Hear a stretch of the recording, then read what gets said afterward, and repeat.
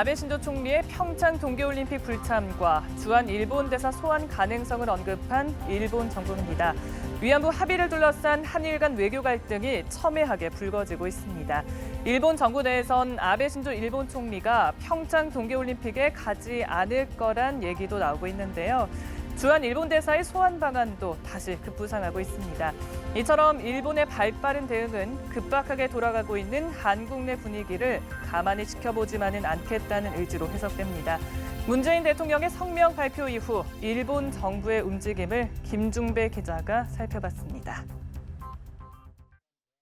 아베 총리는 문재인 대통령의 한일 간 위안부 합의 입장문 발표 이후 총리 관저로 외교 당국자들을 불러 대응책을 수기했습니다.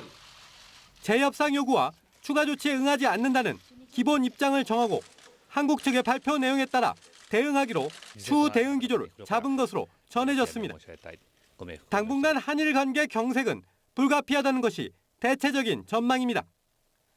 앞서 교도통신은 정부 관계자를 인용해 아베 총리가 우리 측 평창 올림픽 초청에 응하기는 어려워졌다고 전했습니다. 니혼게이자의 신문도 복수의 일본 정부 관계자를 인용하며 이 시기 방문은 바람직하지 않다는 내부 분위기를 전했습니다.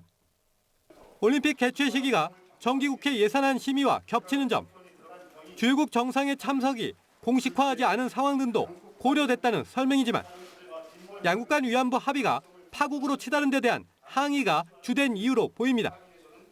정부 내에선 나가미네 야스마사 현 주한 일본 대사를 일시 귀국시키는 방안도 검토됐다고 요미우리 신문이 전했습니다.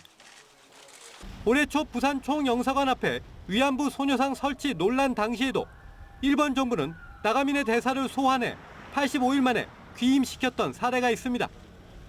하지만 일본 입장에서 볼 때에도 지나친 한일 관계의 경색은 북한의 핵과 미사일 문제 대응 등 안보 협력과 2020년 도쿄올림픽 준비에도 이로울 게 없어 보입니다.